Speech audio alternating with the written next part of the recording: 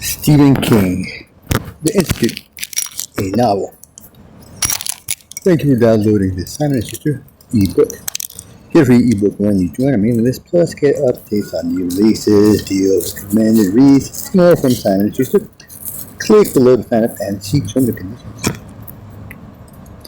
Radio subscriber, provide your email, rate it again so you can register this ebook and send you more of what you like to read.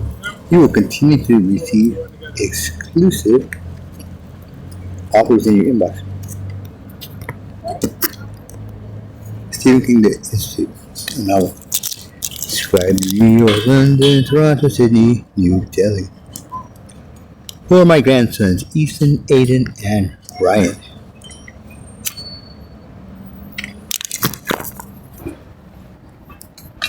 And Samson called unto the Lord and said, O Lord God, remember me, I praise thee, and strengthen me, I praise thee, only this once, O God, that I may be at once avenged of the Philistines.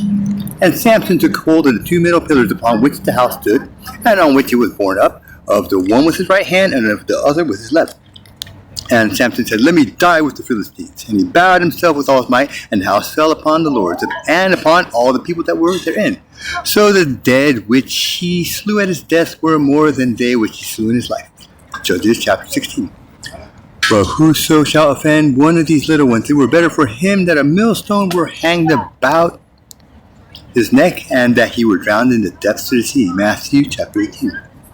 According to the National Center for Missing and Exploited Children, roughly 800,000 children are reported missing each year in the United States. Most are found, thousands are not. The Night Knocker. 1. Half an hour after Tim Jamieson's Delta flight was scheduled to leave Tampa for the bright lights and tall buildings in New York, it was still parked at the gate. When a Delta agent and a blonde woman with a security badge hanging around her neck entered the cabin, there were unhappy, premonitory murmurings from the packed residents of the economy class. May I have your attention, please? The Delta guy called. How long is the delay going to be? Someone asked. Don't sugarcoat it. The delay should be short, and the captain wants to assure you all that your flight will arrive approximately on time. We have a federal officer who needs to board, however, so we'll need someone to give up his or her seat. A collective groan went up, and Tim saw several people unlimber their cell phones in case of trouble. There had been trouble in these situations before. Delta Airlines is authorized to offer a free ticket to New York on next outbound flight, which will be tomorrow morning at 6:45 a.m. Another groan went up. Someone said, just shoot me.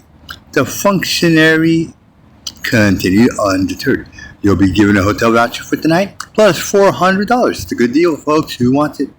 He had no takers. The security blonde said nothing, only surveyed the crowded economy class cabin with all-seeing but somehow lifeless eyes. $800, the Delta guy said, plus the hotel voucher and a complimentary ticket. Guy sounds like a quiz show host, grunted a man in the row ahead of Tim's. There were still no takers. $1,400? And still none. Tim found this interesting, but not entirely surprising. It wasn't just because a 6:45 flight meant getting up before God either. Most of his fellow economy class passengers were family groups headed home after visiting various Florida attractions. Couples sporting peachy keen sunburns and beefy red-faced piff-stop-looking guys who probably had business in the Big Apple worth considerably more than $1,400.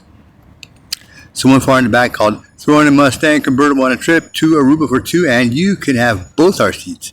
This sadly provoked laughter. It didn't sound terribly friendly.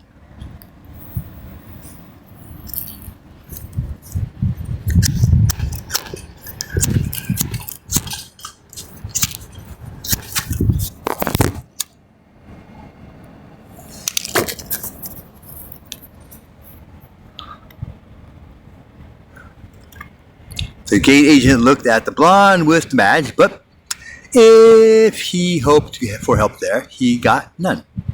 She just continued to survey, nothing moving but her eyes. He sighed and said, $1,600. Tim Jamieson suddenly decided he wanted to get the fuck off the plane and hitchhike north. Although such an idea had never so much as crossed his mind before this moment, he found he could imagine himself doing it, and with absolute clarity. There he was, standing on Highway 301, somewhere in the middle of Hernando County, with his thumb out. It was hot, the love bugs were swarming, and there was a billboard advertising some slip and fall attorney. Take It on the Rum was blaring from a boombox sitting on a concrete block step of a nearby trailer where a shirtless man was washing his car, and eventually some Farmer John would come along and give him a ride in a pickup truck with steak sides, melons in the back, and a magnetic Jesus on the dashboard. The best part wouldn't even be the cash money in his pocket. The best part would be standing out there by himself, miles from this sardine can with its warring smells of perfume, sweat, and hairspray. The second best part, however, would be squeezing the government tit for a few dollars more.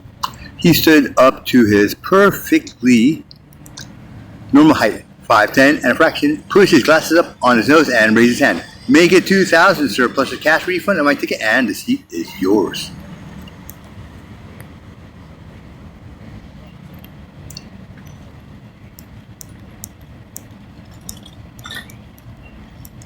Two. The voucher turned out to be for a Cheese Dog hotel located near the end of Tampa's International's most heavily used runway.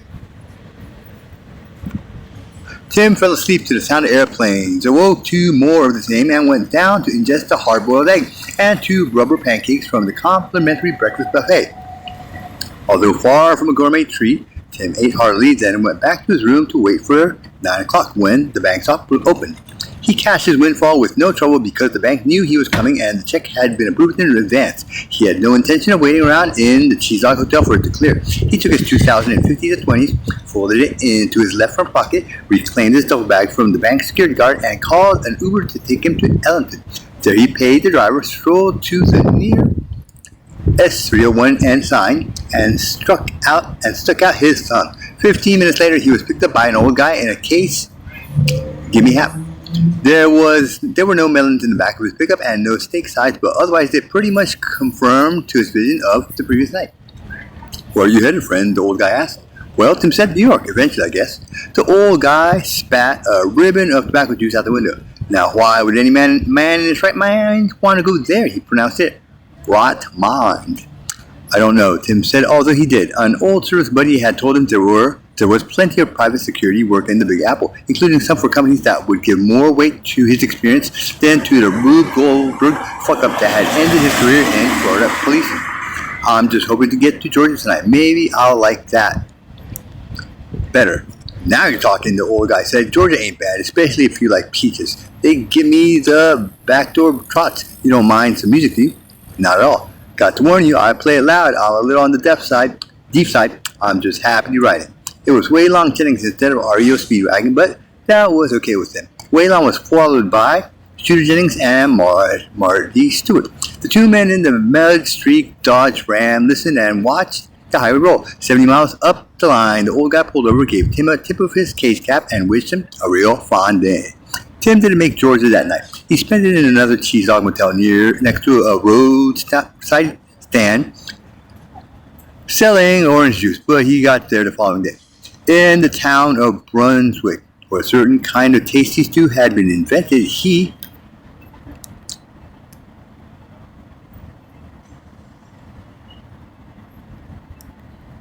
took 2 weeks' work in a recycling plant, doing it with no more forethought than he had put into deciding to give up his seat on the Delta flight out of Tampa. He didn't need the money, but it seemed to Tim that he needed the time. He was in transition, and that didn't happen overnight. Also, there was a bowling alley with a Denny's right next door. Hard to beat a combo like that.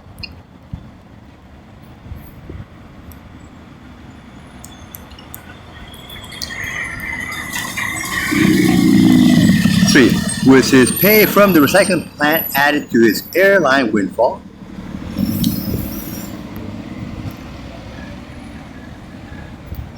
Tim was standing on the Brunswick ramp of I-95 North and feeling pretty well healed for a rambling man. He stood there for over an hour in the sun and was thinking of giving up and going back to Denny's for a cold glass of sweet tea when a Volvo station wagon pulled over. The back was filled with cartons. The elderly woman behind the wheel powered down the passenger side window and peered at him through thick glasses. Although not large, you look well muscled, she said. You are not a rapist or a psychotic, are you? No, ma'am, Tim told her, thinking, but what else would I say? Of course you would say that, wouldn't you? Are you going as far as South Carolina? Your duffel bag suggests that you are. Our car swept around her Volvo and sped up the ramp, horn blaring. She took no notice. only kept a serene gaze fixed on Tim. Yes, ma'am, all the way to New York. I'll take you to South Carolina, not far into that United States, but a little way if you'll help me out a bit in return. One hand washes the other if you see what I mean. You scratch my back and I scratch yours, Tim said, grinning.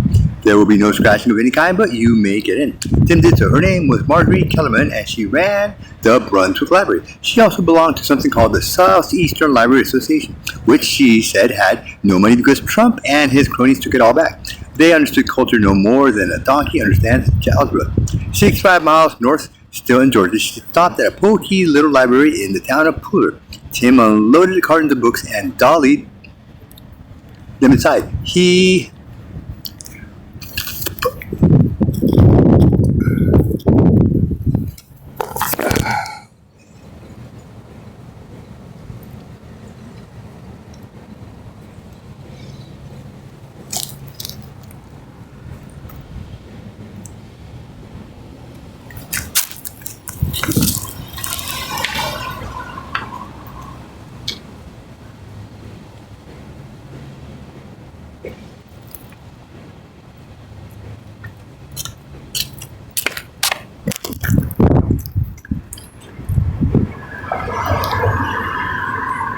dollied another dozen or so cartons out to the ballroom. These, Marjorie Kellerman told him, were bound to the Yemassee Public Library, about 40 miles further north.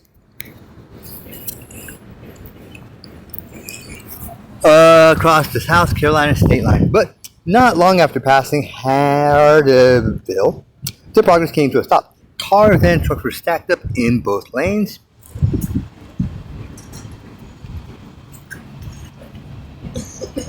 And more quickly filled in behind it. Oh, I hate it when this happens, Marjorie said, and it always seems to in South Carolina, where they're too cheap to widen the highway.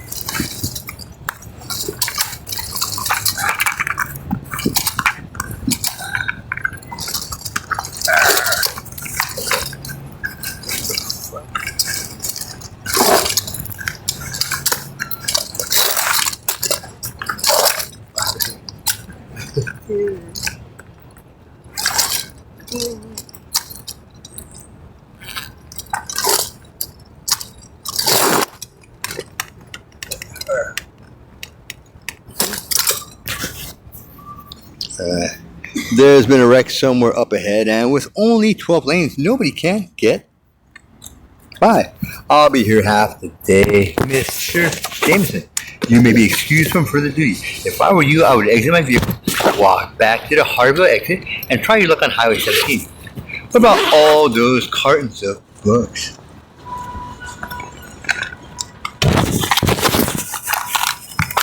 Oh, I'll find another strong back to help me unload, she said, and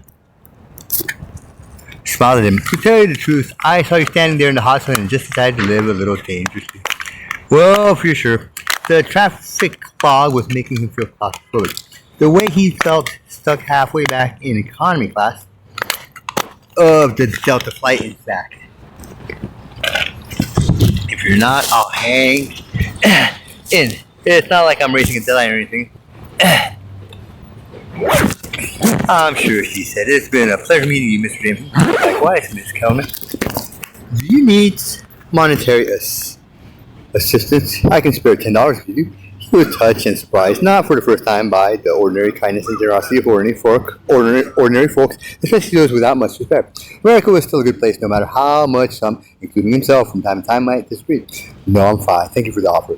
He shook her hand, got out, and walked back along the I-95 breakdown lane to the Hardeville exit. When a ride was not immediately forthcoming on US 17, he strolled a couple of miles to where it joins State Road 92.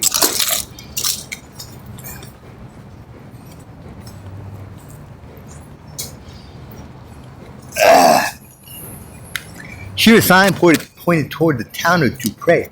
By then, it was late afternoon, and Tim decided he had better find a motel in which to spend the night.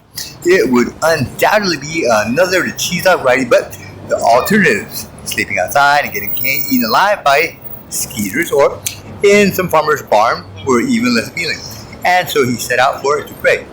great events turn on small things.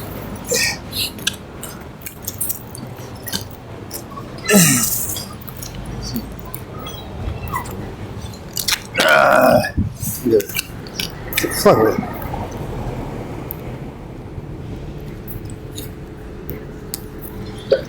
4.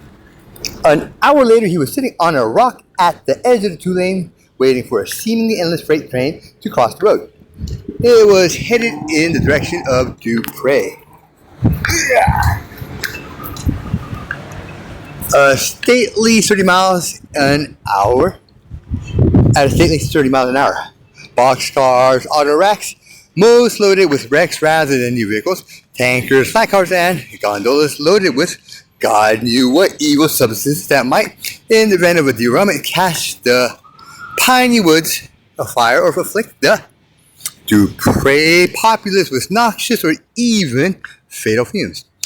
At last came an orange caboose where a man in bib overalls sat in a lawn chair, reading a paperback and smoking a cigarette. He looked up from his book and tipped Tim a wave. Tim tipped one right back. The town was 2 miles further on, built around the intersection of SK 92, now called Main Street, and 2 other streets. Dupre seemed to have largely escaped the chain stores that had taken over the bigger towns. There was a Western Auto, but it was closed down, the windows soaked over. Tim noted a grocery store, a drugstore, a mercantile that appeared to sell a little bit of everything, and a couple of beauty salons. There was also a movie theater with for sale or rent on the marquee. An auto supply store that fancied itself the Dupre Speed Shop, and a restaurant called Bev's Eatery. There were 3 churches, 1 Methodist, 2 off-brand, all of the come to Jesus variety. There were no more than 24 cars and farm trucks scattered along the slant parking spaces that lined the business district. The sidewalks were neatly deserted. 3 blocks up, after yet another church, he spied the Dupre Motel. Beyond it, where Main Street presumably reverted to SR 92, there was another rail crossing, a depot, and a row of metal roofs glittering in the sun. Beyond these structures, the piney woods closed in again. All in all, it looked to him like a town out of a country ballad, one of those nostalgia pieces sung by Alan Jackson or George Strait. The motel sign was old and rusty, suggesting the place might be as closed down as the movie theaters. But since the afternoon was now ebbing away and it appeared to be the only game in town when it came to shelter, Tim headed for it. Halfway there, after the Dupre town office, he came to a brick building with ladders of ivory climbing the sides. On the neatly mowed lawn was a sign proclaiming this the Fairleigh County Sheriff's Department. Tim thought it might be a poorhouse county indeed, if this town was its seat. 2 cruisers were parked in front, one of them a newish sedan, the other an elderly mud splash 4Runner with a bubble light on the dash. Tim looked toward the entrance, the almost unconscious glare of a drifter with quite a lot of cash money in his pocket. Walked on a few steps, then turned back for a closer look at the notice boards flanking the double doors. At one of the notices in particular, thinking he must have read it wrong, but wanting to make sure. Not in this day and age, he thought it can't be, but it was. Next to a poster reading, "If you saw it, marijuana is legal in South Carolina," again, was one that read simply, "Night Knocker, wanted, apply within." Wow, he thought, talk about a blast from the past. He turned toward the rusty motel sign and paused again, thinking about that help on the sign. Just then, one of the police station doors opened, and a lanky cop came out, selling his cap on his red hair. The lightning sun twinkled on his badge. He took in Tim's work boots, dusty jeans, and blue chambray shirt. His eyes dwelled for a moment on the duffel bag slung over Tim's shoulder before moving to his face. "Can I help you, sir?" The same impulse that had made him stand up on the plane swept over him now. Probably not, but who knows? 5. The red-headed cop was Deputy Taggart Faraday. He escorted him inside, where the familiar smells of bleach and ammonia cakes wafted into the office from the 4-cell holding area in the back.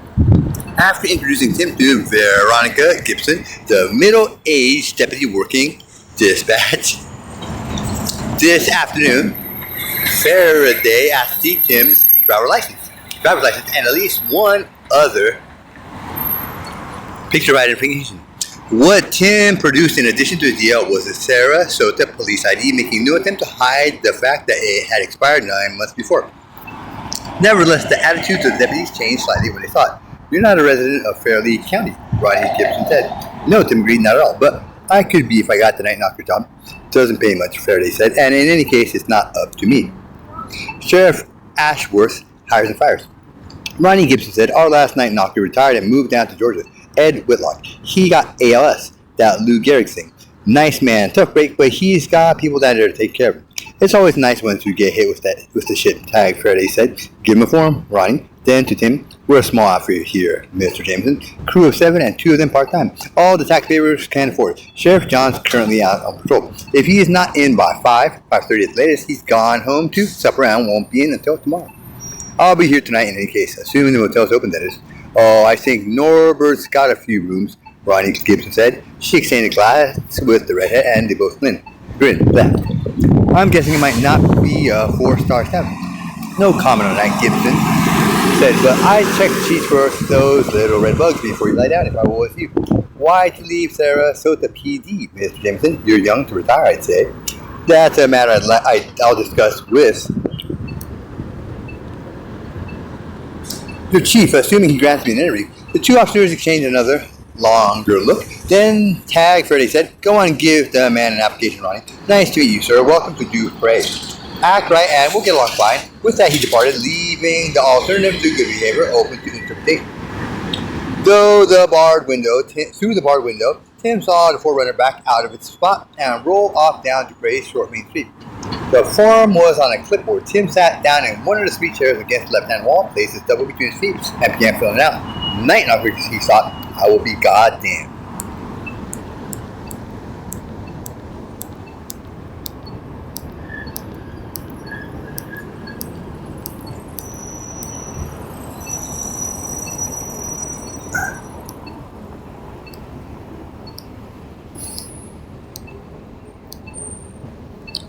Six. Sheriff Ashworth.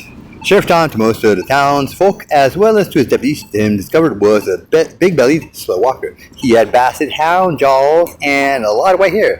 There was a ketchup stain on his uniform shirt. He wore a Glock on his hip and a ruby ring on one pinky. His accent was strong. His attitude was good old boy friendly, but his eyes, deep in their fatty sockets, were smart and inquisitive. He could have been typecast in one of those southern cliché movies like Walking Tall, if not for the fact that he was black. And something else. A framed certificate of graduation from the FBI's National Academy in Quantico hung on the wall next to the official portrait of President Trump. That was not the sort of thing you got by mailing in cereal box stops. "All right then," Sheriff John said, rocking back in his office chair. "I haven't got long. Marcella hates it when I'm late for dinner, unless there's some sort of crisis, of course." "Understood.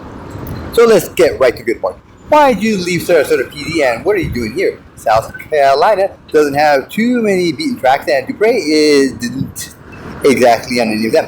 Ashworth probably wouldn't be on the phone to Sarasota tonight, but he would be in the morning, so there was no point in gliding the lily. Not that Tim wanted to. If he didn't get the night knocker job, he would spend the night in Dupre and move on in the morning, continuing his stop and start progress to New York. A journey he now understood to be a necessary hiatus between what had happened one day late last year at Sarasota's Westfield Mall and whatever might happen next. All that aside, honesty was the best policy, if only because lies, especially in an age when almost all information was available to anyone with a keyboard and a Wi-Fi connection, usually came back to haunt the liar. I was given a choice between resignation and dismissal. I chose resignation. No one was happy about it, at least of all me. I like my job and I like the Gulf Coast, but it was the best solution. This way I get a little money, nothing like a full pension, but better than nothing. I split it with my ex-wife. And make it simple so I can get to my dinner while it's still hot. This won't take long. At the end of my shift one day last November, I swung into the Westfield Mall to buy a pair of shoes. Had to go to a wedding. I was still in the uniform, okay? Okay, I was coming out of the shoe department when a woman ran up and said a teenager was waving a gun around up by the movie theater, so I went up there double time. Did you draw your weapon? No, sir, not then. The kid with the gun was maybe 14, and I ascertained that he was either drunk or high. He had another kid down and was kicking him. He was also pointing the gun at him. Sounds like that Cleveland deal, the cop who shot the black kid who was waving a pellet gun. That was in my mind when I approached, but the cop who shot Tamir Rice swore he thought the kid was waving a real gun around. I was pretty sure the one I saw wasn't real, but I couldn't be completely sure. Maybe, you know what? Sheriff John Ashworth seemed to have forgotten about dinner. Because your subject was pointing it at the kid he had on the floor. No sense pointing a fake gun at someone unless, I suppose, the kid on the ground didn't know that. The perp said later he was shaking at the kid, not pointing it, saying, "It's mine, motherfucker. You don't take what's mine." I didn't see that. To me, he looked like he was pointing it. I yelled at him to drop the weapon and put his hand up. He either didn't hear me or didn't pay any attention. He just went on kicking and pointing, or shaking if that's what he was doing. In any case, I drew my sidearm. He paused. If it makes any difference, these kids were white. Not to me, it doesn't. Kids were fighting. One was down and getting hurt. The other had what might... he might... the other...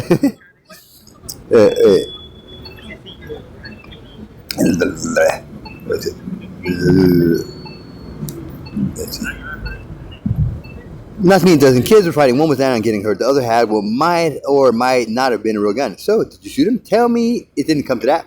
No one got shot. But you know how people will gather around to watch a fist fight, but tend to scatter once the weapon comes out? Sure. If they've got any sense, they'll run like hell. That happened except for a few people who stayed even then.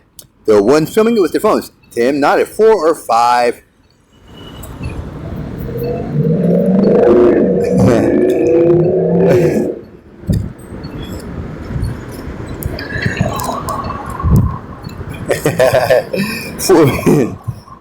4 or 5 wanna be Spielbergs. Anyway, I pointed my gun at the ceiling and fired what was supposed to be a warning shot. It might have been a bad decision, but in that moment it seemed like the right one. The only one. There are hanging lights in that part of the mall. The bullet hit one of them and it came down dead center on a looky-loo's head. The kid with the gun dropped it, and as soon as it hit the floor, I knew for sure it wasn't a real bullet. Real because it bounced. It turned out to be a plastic squirt gun made to look like a .45 auto. The kid who was on the floor or getting kicked had some... There you go. There you go.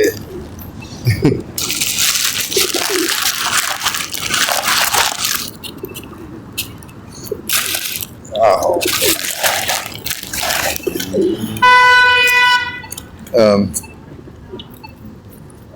Anyway, I'm pointing my gun over there. Alright. The kid who was on the floor getting kicked had some bruises and a few cuts. Nothing that looked like it would need stitches. But the bystander was unconscious and stayed that way for 3 hours. Concussion. According to his lawyer, he's got amnesia and blinding headaches. Shoot the department? Yes. It'll go on for a while, but he'll end up getting something. Sheriff John considered. If he hung around to film the altercation, he may not get all that much, no matter how bad his headaches are. I suppose the department landed you with reckless discharge of weapon. They had, and it would be nice to thought if we could leave it at that, but they couldn't. Sheriff John might look like an African-American version of Boss Hogg in The Dukes of Hazzard, but he was no dummy. He was clearly sympathetic to Tim's situation, and with any cause would be what still check. Better he got the rest of the story from Tim himself.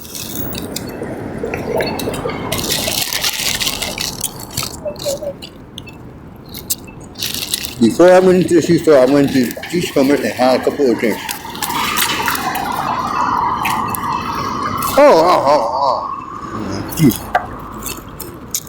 The reporting officer took the kid because he smelled my breath and gave me the test. I blew 06 under the legal limit, but not good considering I had just fired my sidearm and put a man in the hospital. You ordinarily a drinking man, Mr. Simpson? Quite a lot in the 6 months. Or still after my divorce, but that was 2 years ago, not now. Which is, of course, what I would say he thought. Now let's see if I've got this right. The sheriff stuck up your fat innocent. You're off duty, which means if you'd been out of uniform, that woman never would have run up to you in the first place. Probably not, but I would have heard the commotion and gone to the scene anyway. A cop is never really off duty, as I'm sure you know. But would you have had Your gun? No, it would have been locked in my car. Ashworth popped the second finger for that point. Then I absurd. The kid had what was probably a fake gun, but it couldn't have been real. He couldn't be sure one way or another. Yes. Here came finger number 4. Your warning shot struck a light, not only bringing it down, but bringing it down on an innocent bystander's head. If that is, you can call an asshole filming with a cell phone an innocent bystander. Denial. Up popped the sheriff's thumb. And before this altercation occurred, you just happened to have ingested 2 alcoholic drinks. Yes, and while in uniform. Not a good decision. Not a good, what do they call it? Optic. But I still have to say you had one insane run of bad luck. Sheriff John drummed his fingers on the edge of his desk.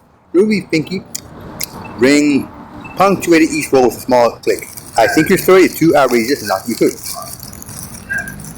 But I believe I'll call your previous place of employment and check it. Check it for myself.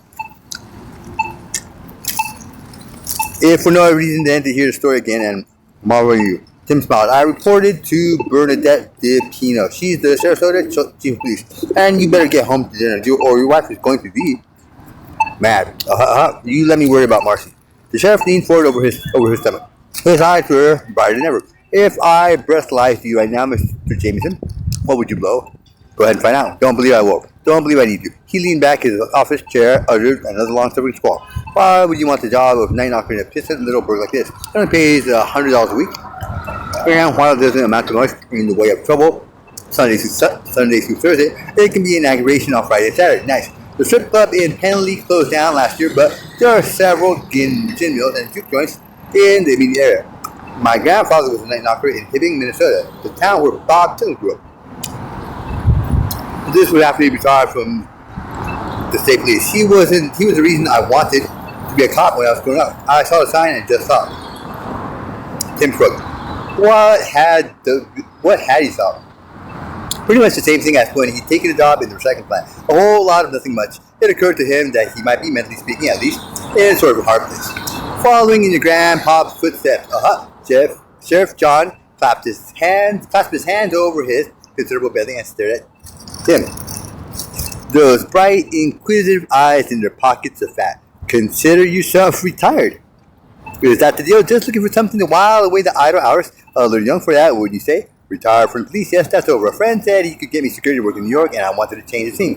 Maybe I don't have to go to New York to get one. He guessed what he really wanted was a change of heart. The night knocker job might not come with that, but then again, it might. Divorced today? Yes. Kids? No. She wanted them, I didn't. Didn't feel I was ready.